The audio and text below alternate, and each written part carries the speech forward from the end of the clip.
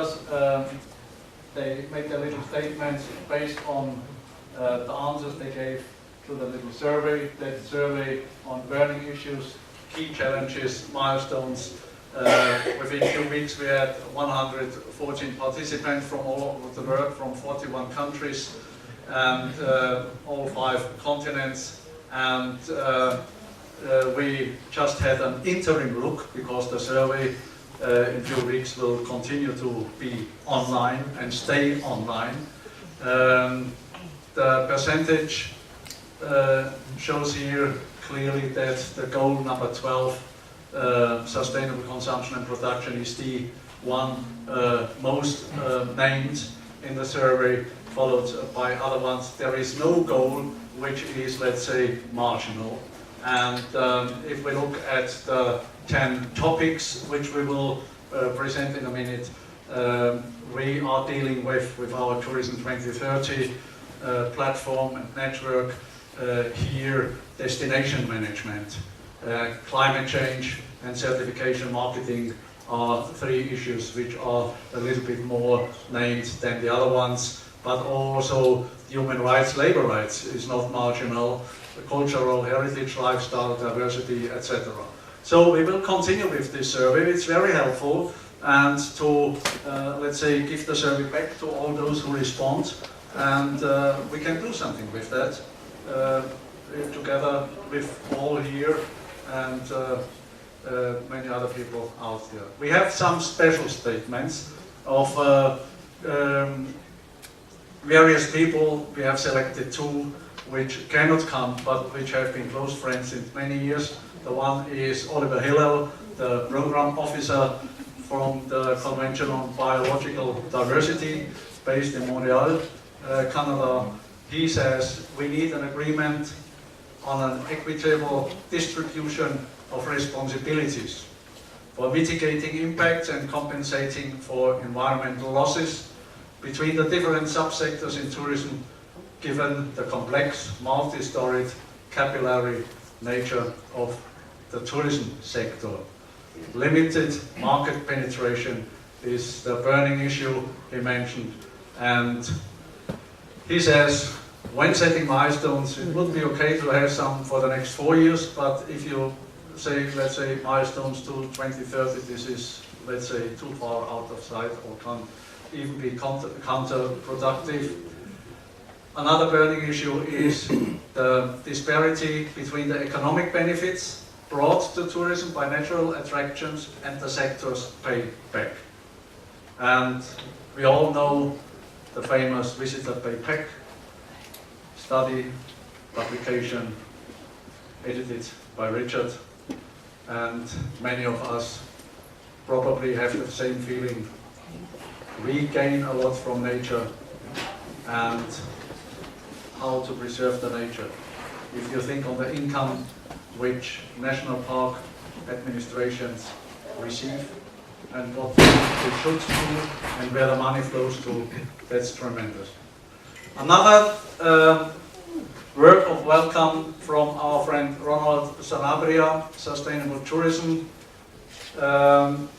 in Rainforest Alliance, also one of the co-founders of the GSDC, and sitting next to me 15 years ago, 13, 14 years ago in the Johannesburg follow-up process, Marrakesh process in the tourism group.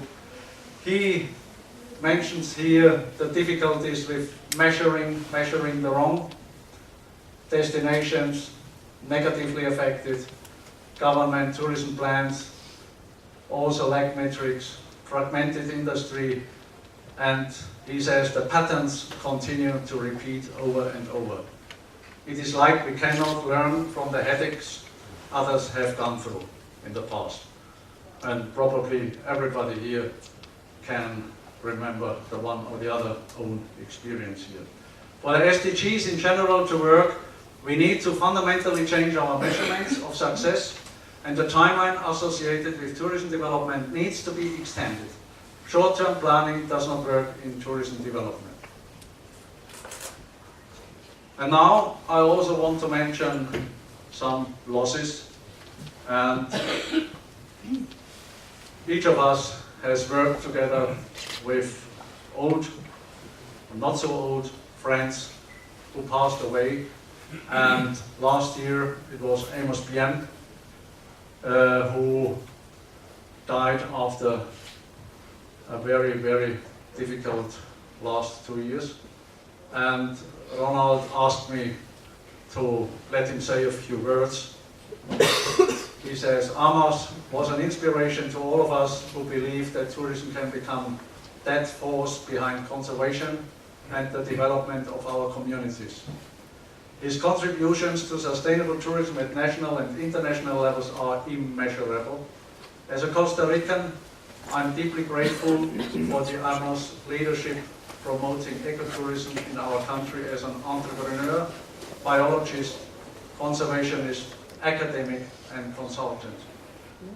But above all, I feel blessed by his friendship and grateful that for the time we shared and the many lessons I learned from him. His legacy will live forever.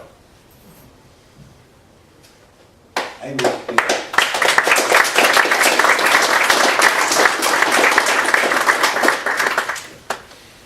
Now we start the second part. Tourism 2030 platform as a knowledge networking portal for sustainable and responsible tourism. Gordon, what is that? Okay. I should go with this microphone. I'll just remind everybody where this started.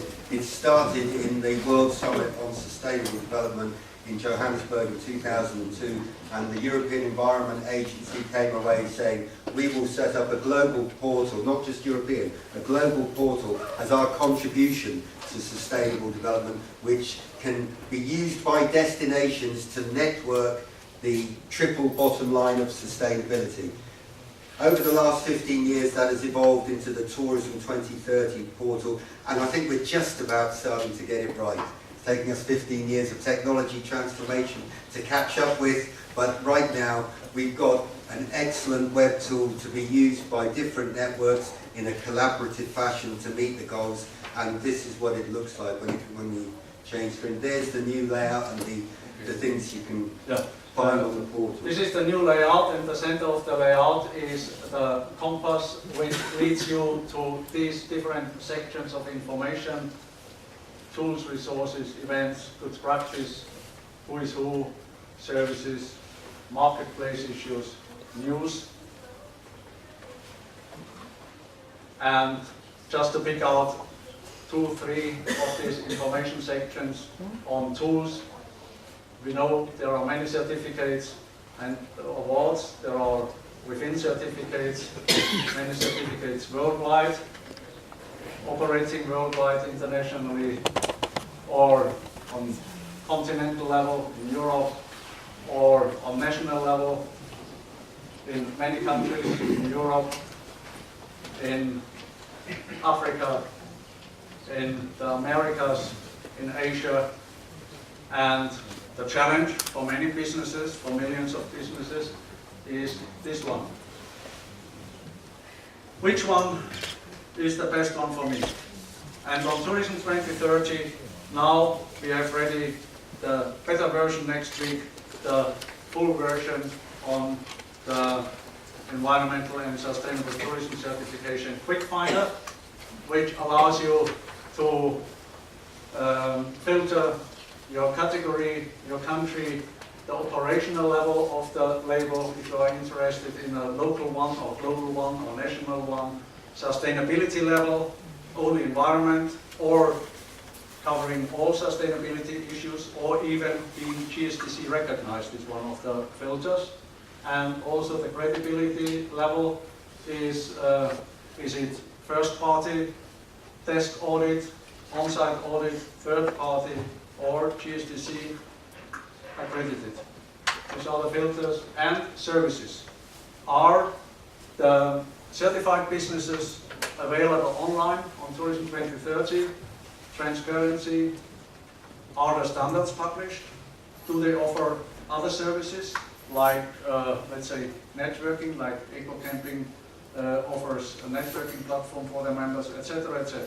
Many services which help businesses not to be alone, meet with others, and select that label which fits most to their interest and situation. Certified tourism, 10,000 here on the map, is something to deal with. For example, the green travel maps, which we started to offer now, and here you can have green travel maps on a local regional level, like in Germany, the nördliche northern part of the Black Forest. They use this in order to keep their own businesses informed which of your colleagues is certified, and of course, together with the label finder, you can also be on the green travel map. And then this enters, of course, the green travel map of Baden-Württemberg. Felix Rein is here, responsible for sustainable tourism development in Baden-Württemberg tourism. And this enters then the national map, Germany travel, and Olaf Schlieper is here, and Germany travel is using the data, the hotels, for their own marketing worldwide. This is quite helpful because all these they have approved, and you can filter by which type of certificate, etc. But quite a helpful tool. Another tool is the Good Practice browser. Think on the destinations, green destinations top 100 yesterday. 100 destinations, all of them are doing good. And if we have, as we started a few years ago with Albert, let's say, taking out the essential, what are, let's say, the good things they are doing, yeah? The strengths, yeah? The solutions, then this can be searched and filtered, again, along the GSBC criteria as good practice examples, all over the world. That's a fantastic tool which helps. And all this is linked to the 10 so-called topics which I mentioned before. And these are the 10 topics: climate change, destination management, knowledge networking, natural heritage, biodiversity, certification marketing, human rights, labor rights, value chain management, fair trade, travel, transport, mobility, cultural heritage, styles and lifestyles, and good governance and CSR. And take one of the topics, for example, climate change. Again, you have access to the information using, in this case, the compass, only linked with climate change information, and then you have results, for example, the who is who in climate change in Europe, and then you can further filter this, who is sitting in the next village working on this issue as an NGO, etc. So that's the Tourism 2030 platform for you, for all of us.